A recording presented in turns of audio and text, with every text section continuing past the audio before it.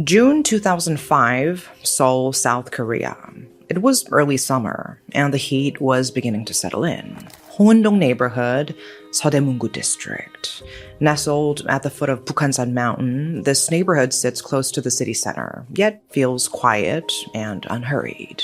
Hiking trails and walking paths extend right behind the apartment complexes, a favorite route among locals.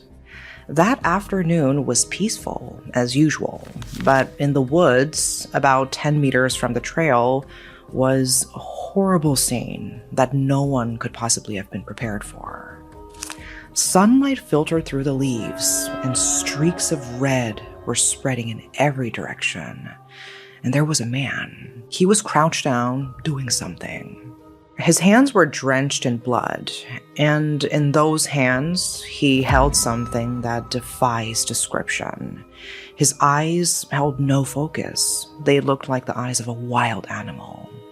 He stood up calmly and began to wander among the trees, as if there were still things left to do.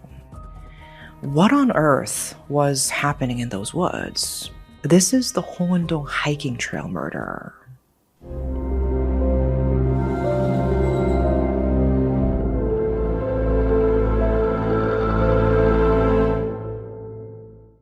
You guys know I'm Korean, right? But I was curious about my Korean ancestry. So I finally decided to try a DNA test. I used MyHeritage DNA, and the whole thing was really simple. For only $27, you get a little kit and do a cheek swab. It takes maybe like 2 minutes, and you mail it back. And a few weeks later, your results just appear in your inbox. Okay, let's check the test results. There's a video first. Megan, ready to explore your ethnicity. Okay, let's go. Megan, you are? What? Oh my god, I'm Chinese. 0% Korean. Wow, that's a surprise. And it turns out I have relatives around the world. There's someone from Norway, Austria. I think it's so interesting that you can find people who share DNA with you, like even people with different ethnicities. And there's also ancient origins. So it basically traces your DNA back thousands of years. So here it shows that my ancestors were mostly Yellow River Neolithic farmers. And honestly, this explains a lot. I like routine, I like staying home.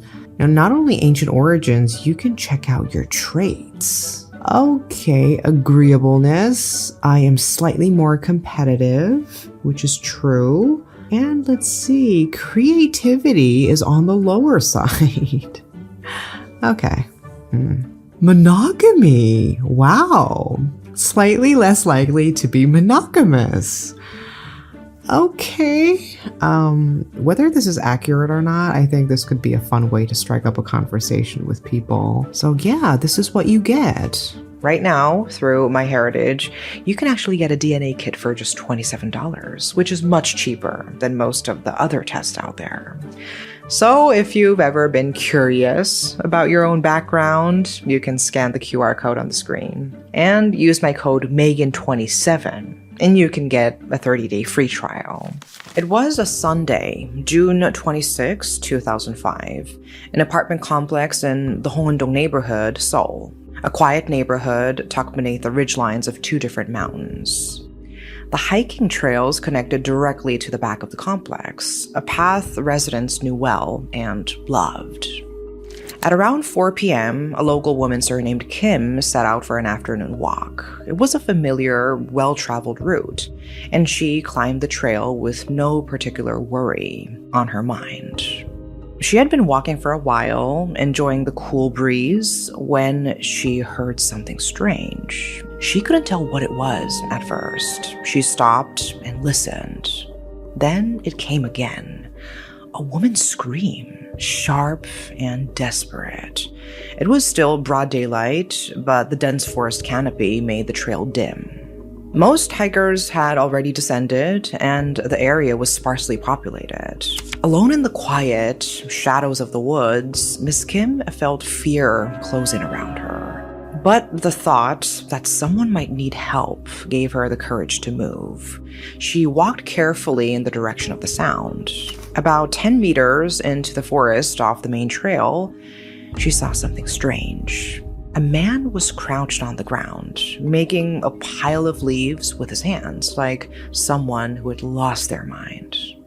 As she watched, she broke into a cold sweat. Between the leaves, she could see a pale white foot. She clapped a hand over her mouth and hid behind a tree. And she quietly took out her phone to call the police. "I'm at the Hohendong Trail. There's a man here. I think he's burying a body," she said. And even after the call, she stayed and watched. The man didn't leave. He kept lingering, pacing around that spot. And he was holding something in his blood-covered hands. Miss Kim was no medical expert, but it looked like he was holding intestines. His eyes were vacant, but he continued to move with purpose around the trees, as if there were still unfinished business. The police arrived, and Miss Kim pointed the man out immediately, and he was arrested on the spot. He smelled strongly of alcohol and was heavily drunk. Police cordoned off the trail and moved to see what they were dealing with. Beneath the pile of leaves, a large mat was covering something. When officers carefully peeled it back, the worst was confirmed. It was a woman's body, and she was completely naked. Blood was smeared across her face and upper torso, and the state of her lower body was unspeakable. An officer looked up at the surrounding trees, and what they saw made everyone freeze. Hanging from the branches were red, glistening objects. Human organs draped across the branches like decorations. Detectives who had worked hundreds of crime scenes couldn't believe their eyes. None of them had ever seen anything like this before. And that was why the suspect had been pacing near the trees. He had been taking the organs and hanging them on the branches to create this horrific scene. The body was sent to the National Forensic Service for an autopsy. The cause of death was a fatal hemorrhage from multiple stab wounds.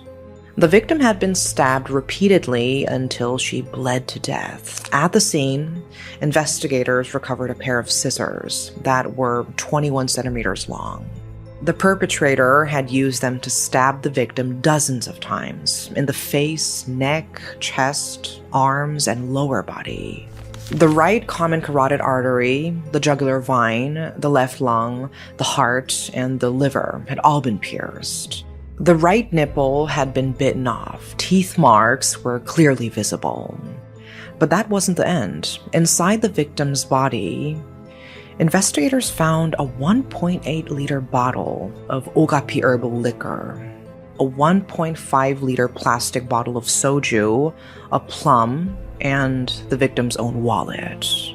The perpetrator had forced all of these objects inside her. When they couldn't fit, he cut the surrounding tissue with the scissors and pushed them in. The force had caused the internal organs to protrude, and those he had taken out and hung on the tree branches. The victim's identity was confirmed through the ID in her wallet. She was Park, 51 years old, a divorced mother raising 2 children on her own, an ordinary middle-aged woman. So how did this happen? The man arrested at the scene, holding the victim's organ in his hands, was Kim, 46 years old, and he worked in interior renovation in the Hohendong neighborhood. He had a decent reputation at work. Colleagues described him as hardworking and said he rarely complained. He lived quietly, sent part of his paycheck to his girlfriend, and kept his head down. To everyone around him, he seemed like an honest, diligent man. But this was a mask he had been wearing for years. Kim was hiding a past that could never be allowed to surface. A prior conviction for rape and murder of a minor. December 1983, Suncheon City, South Jeolla Province. Kim was 24 at the time, serving in a public service role, an option that can be taken instead of Korea's mandatory military service. One day, he raped a 17-year-old girl who was living next door. Terrified of being caught, he made a monstrous choice. He strangled her to death on the spot. He killed a 17-year-old girl to hide his crime. Kim was soon arrested. At trial, he was sentenced to life imprisonment.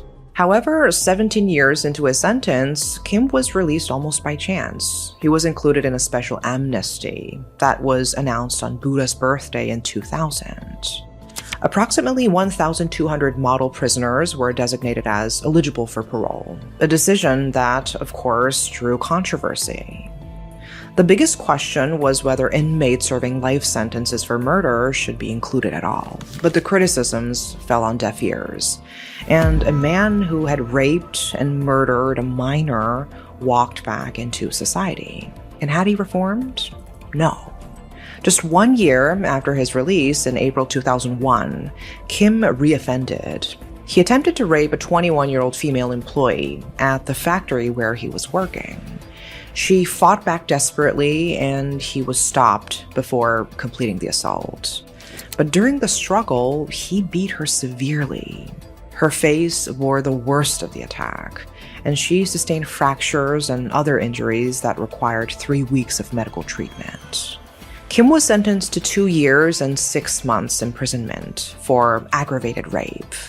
He was released again in June 2003. Profilers who later analyzed the Hongundong case pointed out that Kim's 1983 crime was likely already highly sadistic in nature. And he had a pattern of going AWOL during his public service, suggesting instability well before that. There was every reason to believe Kim's criminal behavior had begun even earlier, at a minimum with sexual offenses, they said. More troubling still was what Kim's criminal record revealed about the justice system's response. There was no serious analysis of how dangerous this man was or why he kept reoffending. He served his time, he got out, he attacked again, and seemingly, no one connected the dots. The 2001 assault was stopped before completion, but it was still an aggravated rape. Then just 2 years after completing his second prison term, he committed the Hongundong murder. As one profiler put it, this was not just recidivism. It was an escalation, biting, tearing, mutilation. He had reached middle age, and he had gotten worse. So let's get to what happened that day. After his release in August 2003, Kim settled into a new life in the Hongundong neighborhood, Seoul. He worked steadily, saved money, and somewhere along the way, he met a woman, Park, aged 51, divorced, raising 2 children, a high schooler and a college student, entirely on her own. At the time, she was devoted to her kids, and romance was the last thing on her mind. But Kim pursued her persistently, and eventually, she relented. The two began dating quietly, keeping their relationship private. But not long after they started seeing each other, Kim began pushing for marriage. He told her he would be a father to her children, a real devoted one. And he pressed her relentlessly. But Park didn't want to remarry, partly because of her children, but also for another reason. The more time she spent with him, the more something felt off. She felt discomfort, repulsion, and at times, outright fear. Especially in intimate moments, Kim's sadistic tendencies became hard to ignore. Park felt it instinctively. This is not someone I want to marry. Meanwhile, Kim was growing increasingly anxious. She kept refusing his proposals, and at the same time, she seemed to be pulling away. Was there someone else? Kim's suspicions started to grow. The relationship began to fracture. Arguments grew more frequent, and they broke up and got back together over and over. And just like that, their relationship was stuck in a vicious cycle. Then came June 26, 2005. About 2 years into the relationship, they went hiking together. The mountain behind the Hohendong apartments, a trail they both knew well. They climbed together, worked up a sweat, and had made it roughly 80% of the way up by around midday. Then, spreading a mat on a small patch of ground around 10 meters off the main trail, they ate the lunch Kim had packed. They also drank a 1.5-liter bottle of soju and a 1.8-liter bottle of okapi liquor. The breeze was cool, and the mood wasn't bad. Then Kim spoke. "I want to spend my life with you. Let's get married," he said. Another proposal. Kim turned him down again. She had already refused him multiple times, but this time, Kim's reaction was different. "What do you mean? Do you know how much I love you?" His voice turned rough. "Be honest with me. There's someone else, isn't there?" He erupted. The insults came pouring out. Pak had endured enough, so she pushed back. "How am I supposed to spend my life with someone who has no real job, no future? If this is how it's going to be, let's just end it," she said. And in that moment, something changed in Kim's eyes. Her words lit something inside him. A single thought took over and crowded out everything else. He slapped her across the face. He kept hitting her and then reached for her throat. Pak fought back with everything she had. Knowing she might die, she threw herself at him and bit into his chest. That was when Kim completely snapped. He reached into his bag and grabbed what his hand found first. The 21-centimeter long scissors, the pair he always carried for work. And he began stabbing her wildly without stopping. Her face, her neck, her chest, her arms, her lower body. She collapsed. She stopped moving. She stopped breathing. But the attack didn't stop. He bit off her right nipple with his teeth. Then he cut open her abdomen. He took the liquor bottles, the fruit, the wallet, and forced them inside her body. When they wouldn't fit, he cut her body with the scissors and pushed them in. From the moment a resident heard the screaming at around 4 p.m. until the police arrived, for around 40 minutes, he moved through the woods, hanging things in the trees, the organs placed on the branches one by one, like one might decorate a Christmas tree. Arrested at the scene, Kim was charged with murder, desecration of a corpse, and attempted concealment of a body. He already had prior convictions for rape and murder, and the brutality of his most recent crime was beyond comprehension. The death penalty seemed likely, but in court, Kim repeated the same thing over and over. He was too drunk to remember, he said. He didn't know what he'd done. He claimed diminished mental capacity. His defense attorney argued that Kim had consumed close to his usual limit that day, shared the alcohol with the victim, and was heavily intoxicated at the time. The defense also highlighted his conduct since he completed his second prison sentence. He had a steady job and had made financial contributions to the victim. It was the appearance of a man trying to reintegrate into society. They pointed to the time and location of the crime, 4 p.m. on a trail with regular foot traffic. If Kim's crime had been premeditated, they argued, he would never have chosen somewhere so exposed. The weapon was a pair of work scissors he happened to have with him. So their conclusion was that this was a crime of impulse, committed by a man who snapped after being rejected by a long-term partner. The prosecution pushed back without hesitation. This defense